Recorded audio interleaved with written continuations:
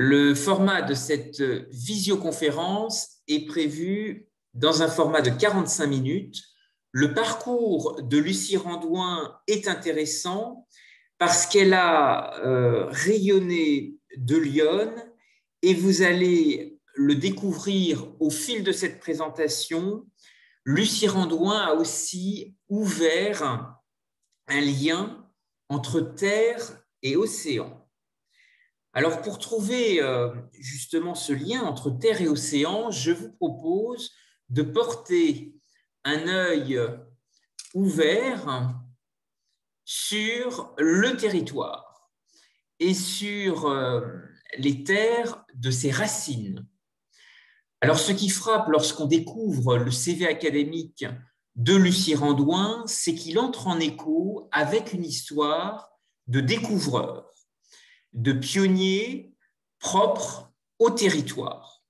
Cet héritage se perpétue aujourd'hui dans les domaines de la science, dans les domaines aussi de l'innovation, de l'agroalimentaire, de l'économie et de l'éducation.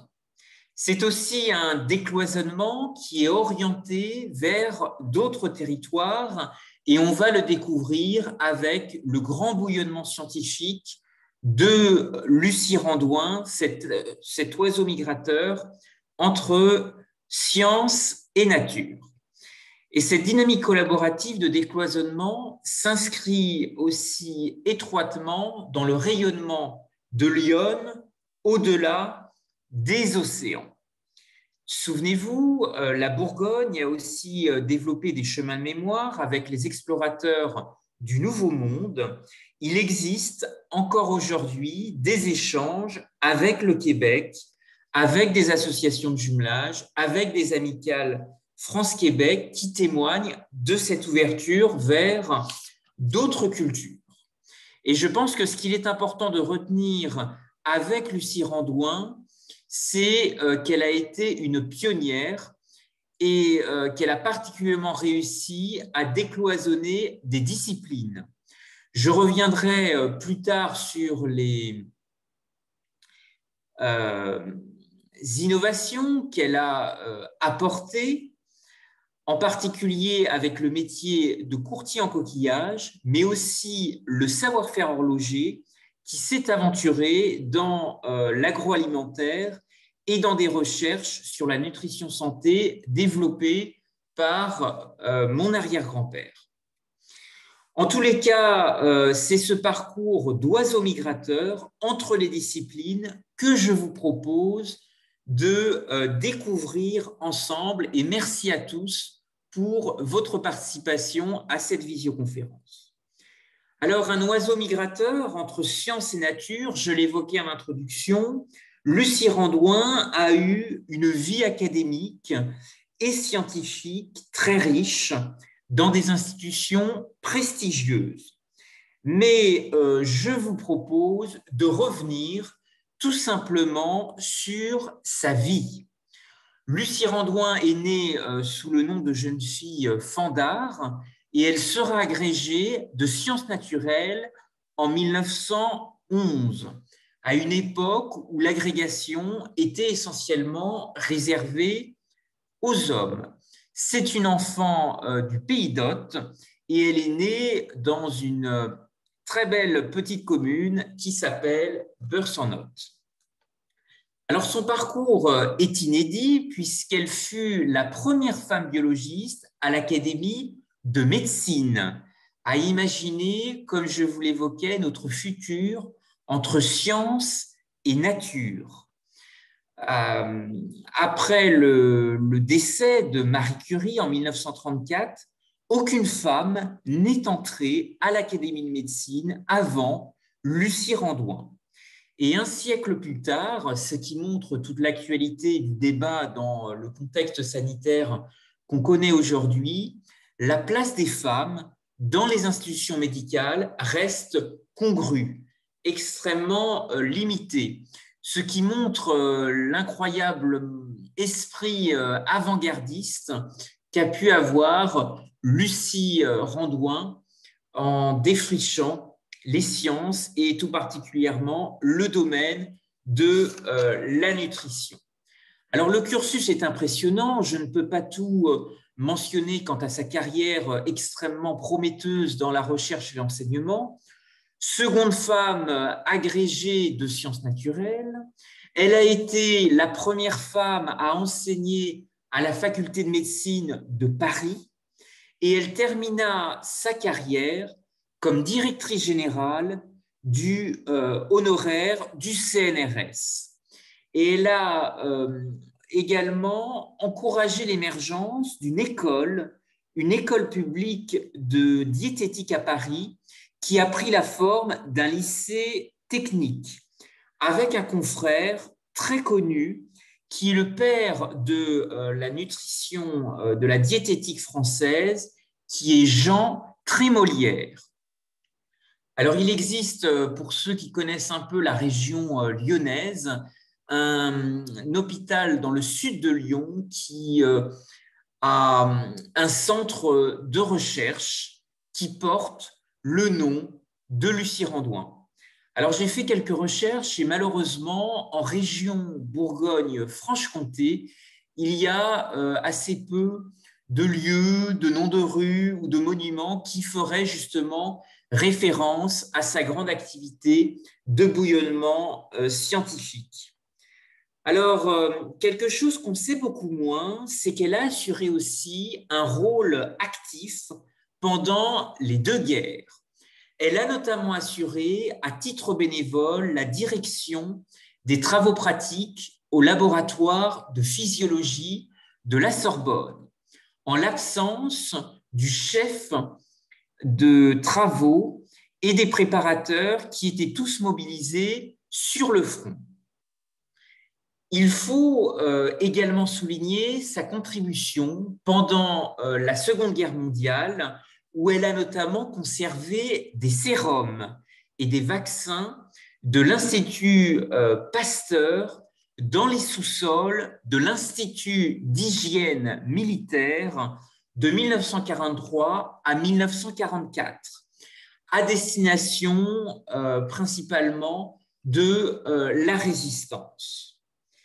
Et enfin, dans son laboratoire de physiologie de la nutrition, elle a hébergé temporairement un prisonnier évadé, un membre du comité directeur de l'OCM, l'Organisation civile et militaire de la résistance, et également une traductrice bibliographe d'origine russe, naturalisée française et de confession juive, sans oublier des envoyés au STO, au service de travail obligatoire, pendant l'occupation.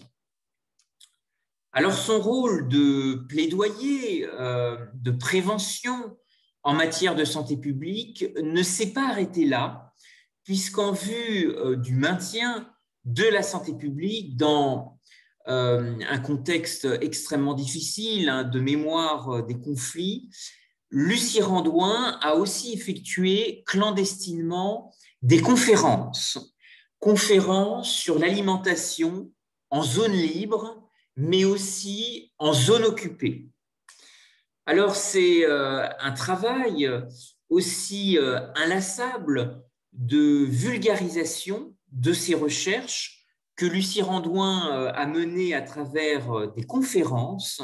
Elle a été la première scientifique à reconnaître le rôle fondamental des vitamines, où le sujet était, dans une époque de pénurie alimentaire, extrêmement occulté. Et Lucie Randouin fera justement face à une importante levée de boucliers, de conformisme intellectuel qui avait justement assez peu exploré le rôle des vitamines pour l'organisme. Et elle aura des correspondances régulières, notamment sur le rôle du calcium, avec mon arrière-grand-père, Théophile Ognonnet, qui a fondé les industries Probiomère. Alors, de 1910 à 1957, le bouillonnement scientifique de Lucie Randouin se traduit dans des publications. On en comptabilise près de 500 publications scientifiques. C'est énorme. Elle a aussi organisé à la radio, mais aussi à la télévision, des chroniques, des interventions, notamment dans le cadre d'une émission qui s'appelait Tribune de la santé. C'est aussi une ambassadrice des sciences qui participe aussi à de grandes conférences internationales et elle va s'insérer dans des réseaux scientifiques européens et internationaux.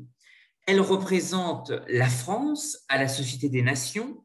Elle participe aussi à des congrès scientifiques à Boston, sur la côte est des États-Unis, à Bruxelles et également à Rome, mais aussi en Suisse. C'est une défenseuse de l'équilibre alimentaire et elle a soutenu de nombreux travaux pour en faire le plaidoyer dans ce sens.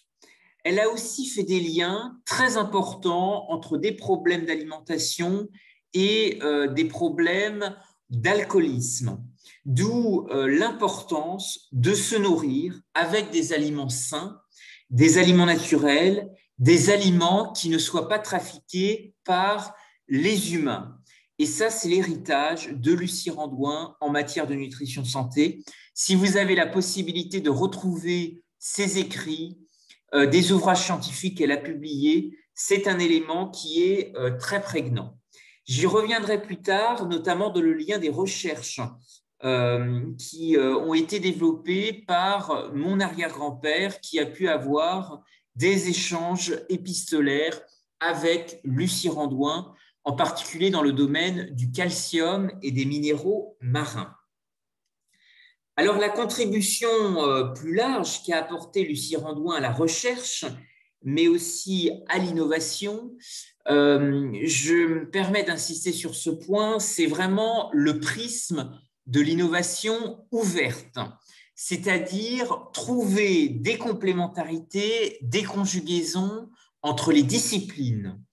Je vous en parlais en début d'introduction du rôle de la Bourgogne pour façonner la Nouvelle-France en Amérique du Nord, au Québec.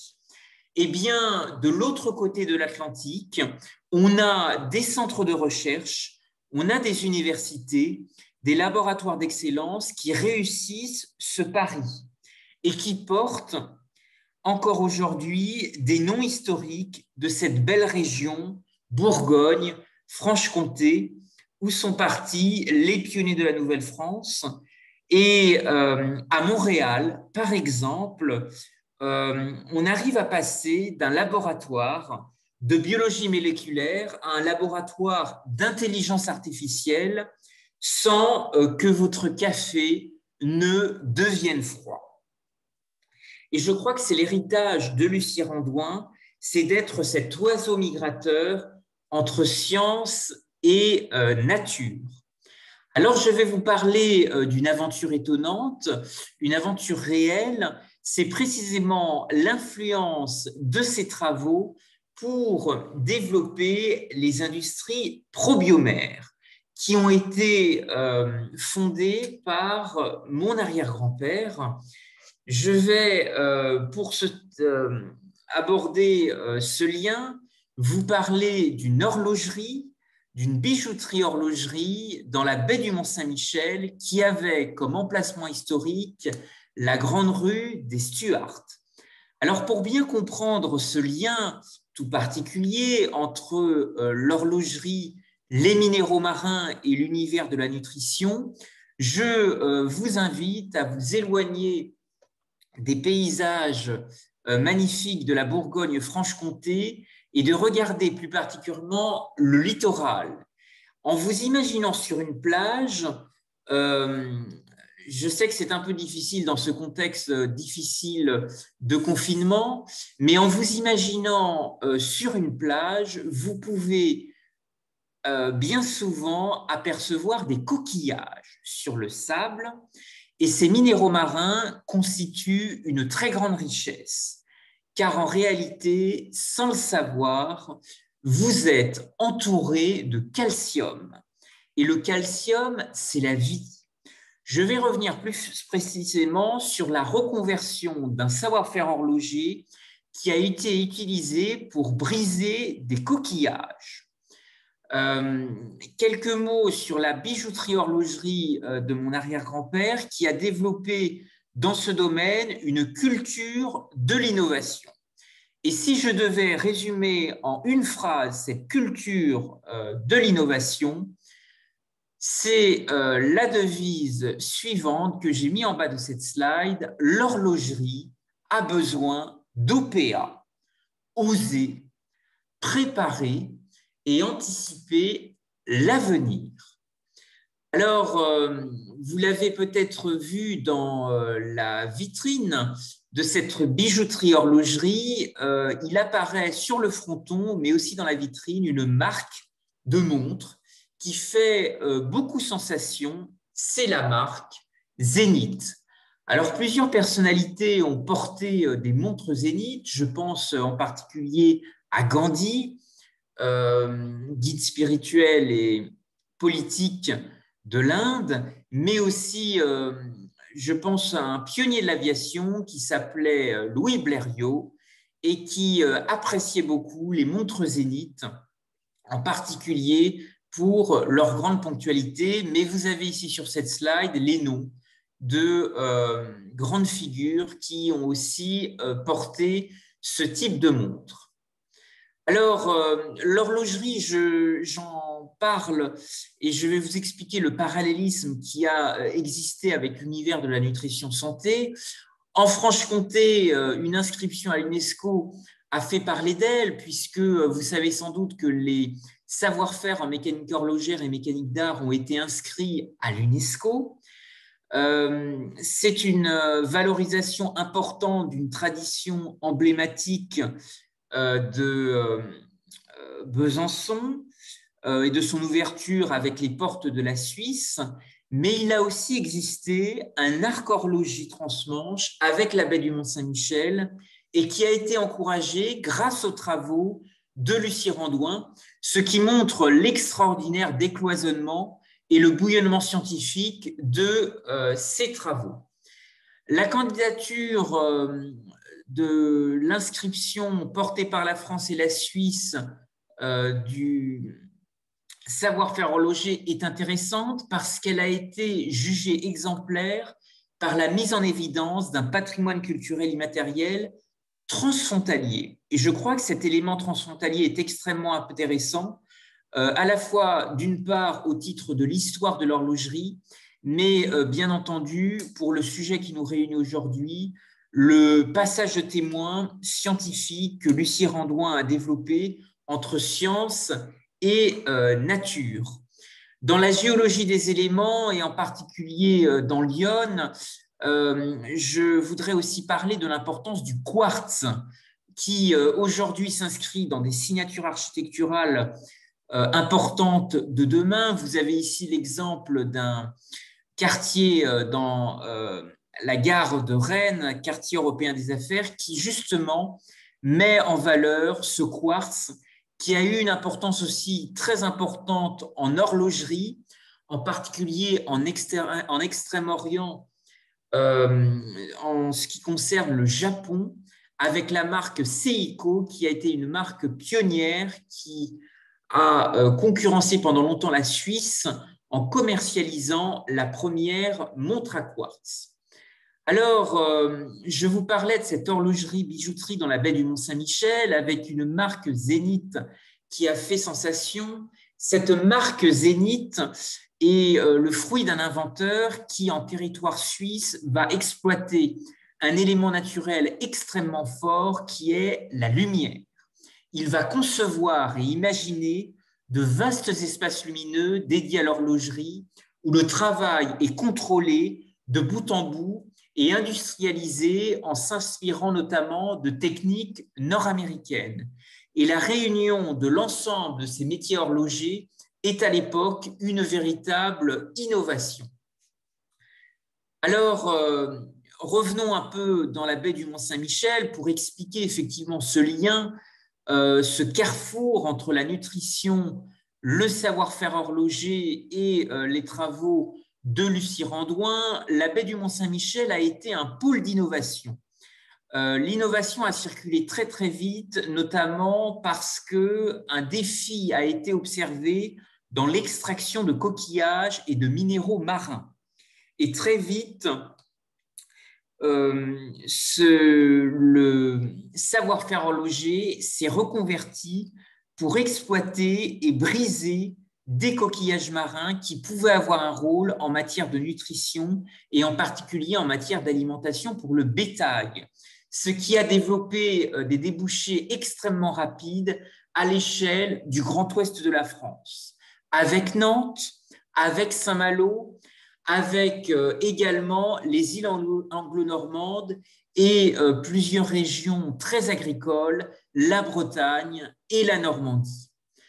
Alors, entre terre et mer, l'arc horloger transmanche a été un véritable cluster de valorisation de la propriété intellectuelle, de l'agriculture et des sciences du vivant, en utilisant le pouvoir des biotechnologies marines et de la nutrition santé. Je vais m'y attarder en particulier parce que Lucie Randouin a véritablement encouragé des travaux très précurseurs sur le calcium, et en particulier le calcium de l'œuf. J'ai insisté sur le rôle de battante qu'elle a eu dans la période d'entre-deux-guerres, marquée par des pénuries alimentaires, et elle va s'intéresser à des industriels qui, dans la baie du Mont-Saint-Michel, souhaitent développer l'écosystème extrêmement riche en calcium. Ce sera particulièrement le rôle que développeront les industries probiomères, qui ont été développées par mon arrière-grand-père, qui va utiliser les coquilles d'huîtres, en particulier pour nourrir les animaux, et en particulier les poules. C'est un rôle qui va se développer pour la filière avicole et qui va donner naissance aux industries probiomères, avec un processus de créativité qui émerge dans les années 20 et les années 30. Il y a à peu près 10 ans de tâtonnement pour reconvertir un savoir-faire horloger et l'inscrire dans toutes les adaptations des ressources et des richesses de la mer. L'alimentation minérale des animaux va justement être un élément d'intérêt qui va déclencher des relations épistolaires avec Lucie Randouin, qui, à l'époque, développe sa carrière parisienne. Alors ici, vous avez un coquillage qui a fait beaucoup parler de lui. C'est tout simplement le premier logo des industries probiomères. Et ce logo, en fait, a déclenché à l'époque un contentieux avec la société Shell qui développe les stations-service et qui considérait à l'époque que ce logo rentrait malheureusement beaucoup trop en concurrence avec le logo que vous connaissez sans doute des stations essence, des stations-service qu'on retrouve sur les routes de Bourgogne-Franche-Comté.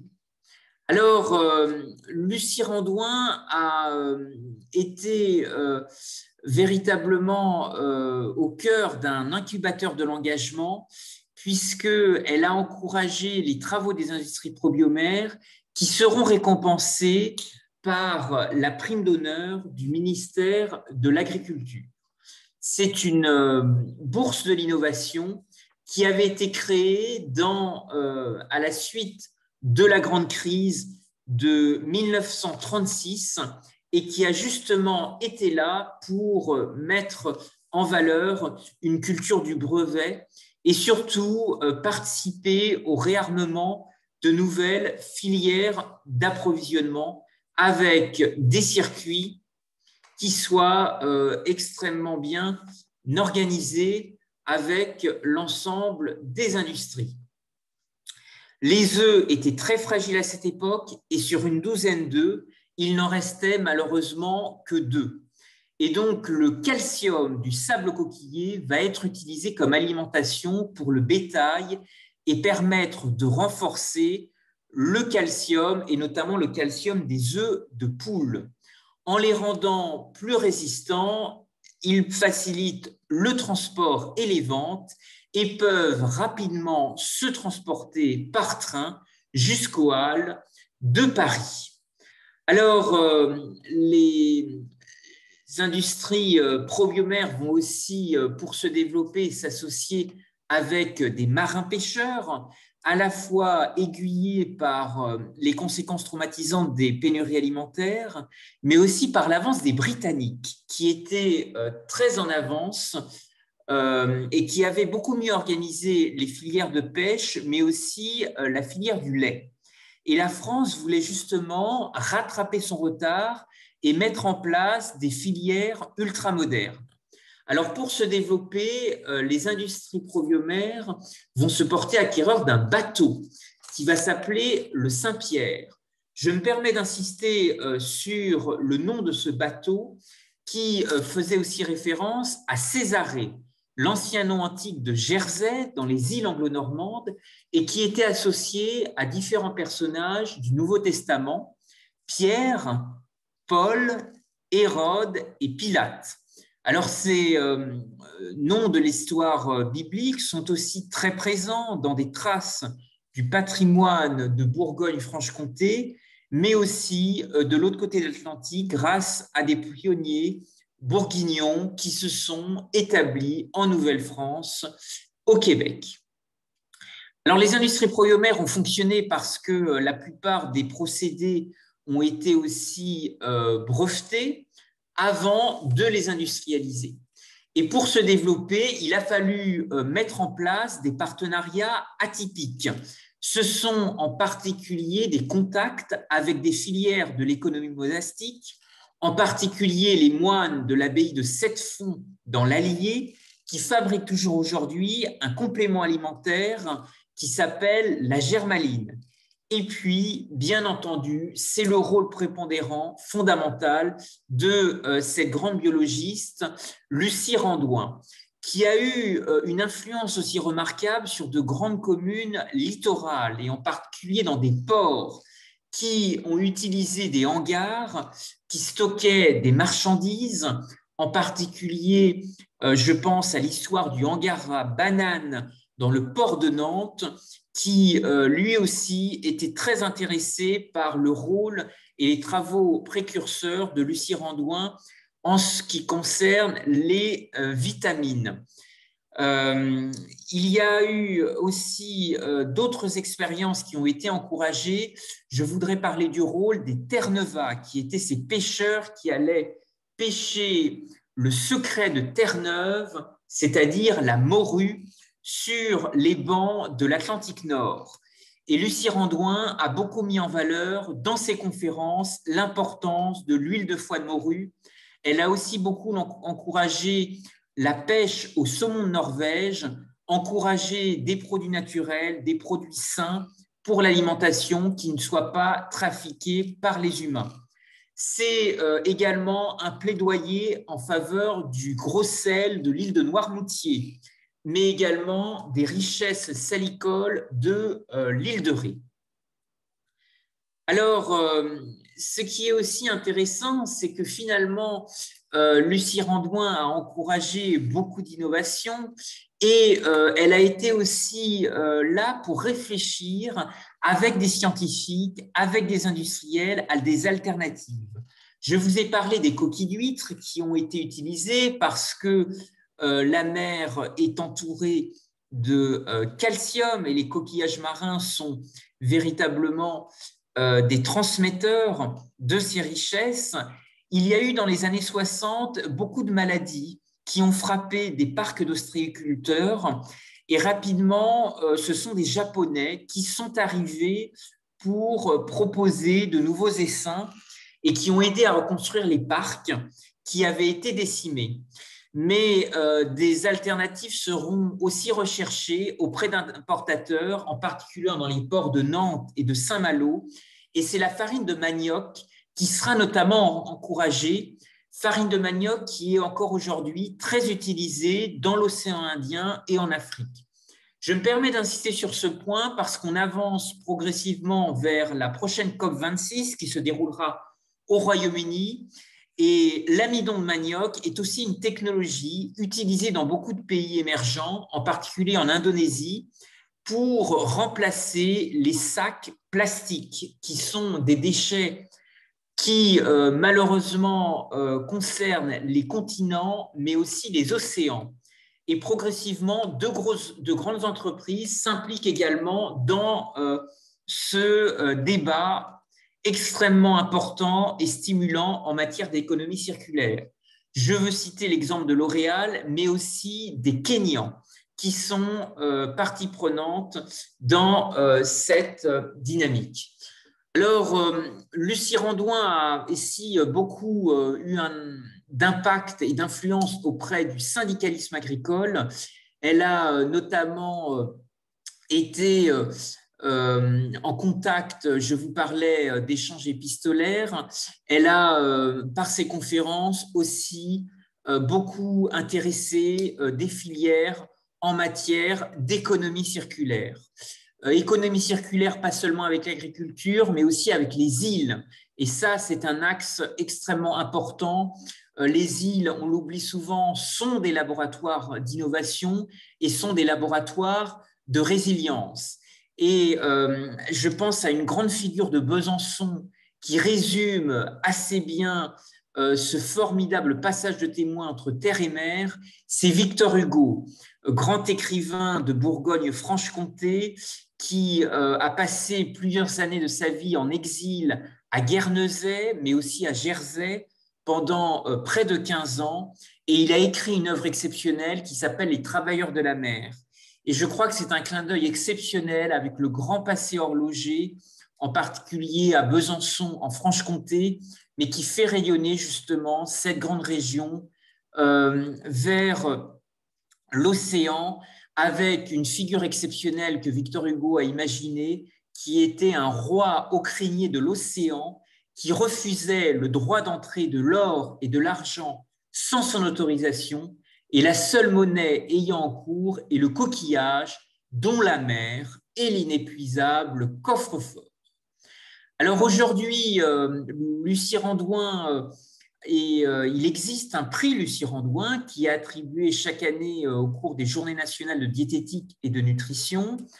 Je pense que collectivement, on pourrait certainement imaginer d'autres formes de valorisation parce que son parcours d'oiseau migrateur est exceptionnel entre sciences et nature, mais vous le voyez dans cet exposé, elle a eu un rôle prépondérant dans les sciences de la vie, dans les domaines de la botanique et puis des ouvertures intéressantes à travers la nutrition, la géologie et bien entendu les biotechnologies. C'est sans doute ces pépites du territoire qu'on a aussi besoin aujourd'hui de mieux valoriser, de mieux faire connaître, et c'est certainement un formidable rôle d'ambassadeur qui mériterait d'être valorisé pour l'économie circulaire de la Bourgogne-Franche-Comté. Certaines villes sont aussi très en avance sur ces sujets. Je voudrais parler d'une initiative de la ville de Strasbourg qui a mis en place un programme qui s'appelle l'industrie magnifique et qui consiste à faire renaître, à mettre en valeur dans l'espace public des vieux métiers, des croisements de filières, des grands savoir-faire créatifs et innovants qu'on aurait peut-être un peu oubliés. Et je crois que l'industrie magnifique, qui est actuellement développée par le directeur marketing monde de Cronenbourg, pourrait peut-être intéresser la régénérescence, la mise en valeur justement de connaissances qui se sont décloisonnées et qui ont voyagé entre les territoires. La pensée de Lucie Randouin a aussi une forme très importante dans des ports. J'ai parlé de Nantes et de Saint-Malo, mais il y a aussi Bordeaux. Il y a aussi le port de Lorient qui ont eu des lieux emblématiques, des grands halles frigorifiques qui étaient aujourd'hui et hier des lieux extrêmement forts dans la mémoire du stockage et dans le domaine de l'approvisionnement et de l'importance de la nutrition, des vitamines. Et je voudrais vous parler à ce titre d'un autre exemple qui est ce projet de tiers-lieu maritime actuellement porté à Lorient. Lucie Randouin est une personnalité qu'on a oubliée et je crois que l'actualité qu'on vit aujourd'hui nous invite peut-être à nous réintéresser à son parcours, à les avatars de sa vie qui sont extrêmement atypiques. Et je voudrais, à travers cette conférence, lancer un appel en faveur d'un timbre à son effigie. Vous pouvez retrouver rapidement sur Internet, sur la plateforme change.org, un appel qui a été lancé, que je vous invite à rejoindre si vous êtes sensible à son parcours. J'ai également pris l'initiative de transmettre un dossier documenté à Philaposte, qui est une filiale du groupe La Poste, chargée de l'édition philatélique et en particulier celle de 2023, qui sera notamment consacrée aux vaccins. Et j'ai aussi pris l'initiative de contacter des médias locaux et d'en parler à quelques élus qui pourraient éventuellement mettre en valeur cette initiative. Je voudrais vous remercier à tous pour votre attention. J'espère que je n'ai pas été très long. Vous dire qu'il existe un pont exceptionnel entre Beurre-sur-Othe et la nutrition santé qui a rayonné au-delà des océans. Je voudrais vous remercier à tous pour avoir pris le temps d'écouter cette présentation et je vous propose maintenant de réagir si vous avez des questions, des réactions, quelques minutes avant de clôturer ensemble les échanges pour cette visioconférence de 45 minutes. Merci à vous.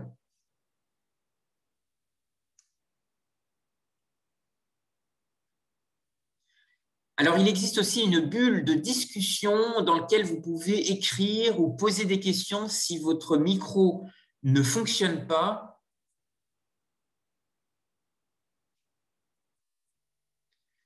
Avez-vous des questions ou des réactions?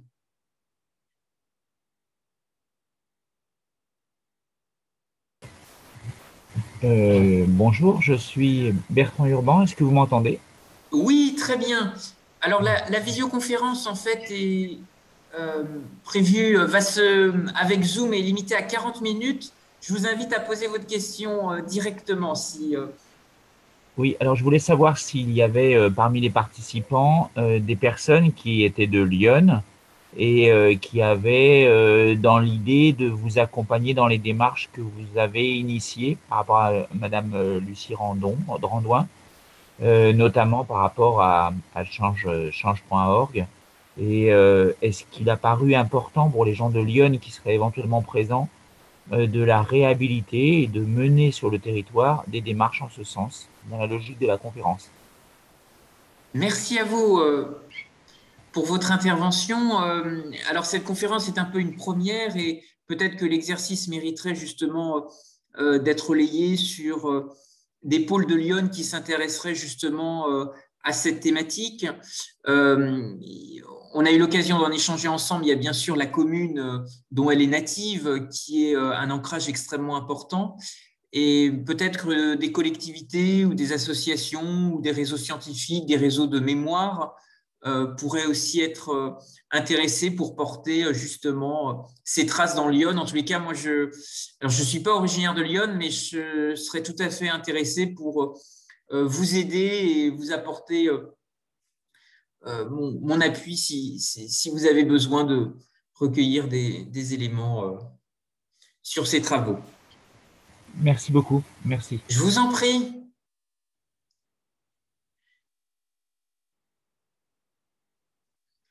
Écoutez, en tous les cas, cette conférence sera enregistrée et restituée en vidéo sur YouTube, ce qui permettra aussi peut-être de digérer un peu le contenu et d'explorer d'autres pistes justement dans Lyon qui pourraient valoriser sa mémoire.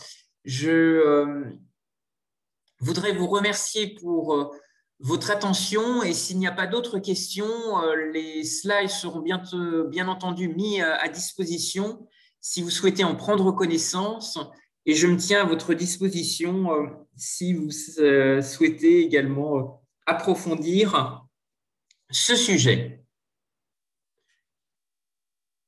Je vous remercie. Je regarde si dans la bulle de conversation, il y a aussi des réactions. Si certains n'ont pas la possibilité de réagir avec le micro.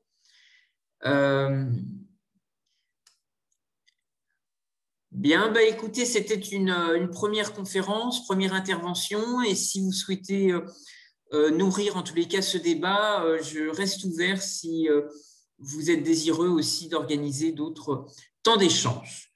Je vous souhaite une très bonne journée et merci à tous pour votre attention.